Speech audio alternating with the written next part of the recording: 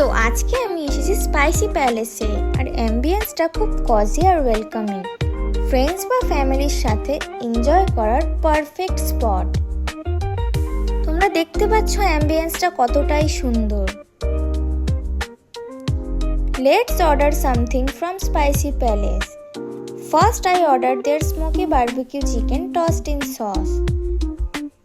It was juicy, flavorful and priced just $150.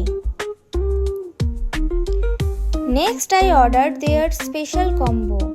3-piece chili chicken with egg chicken noodles. Price just $120.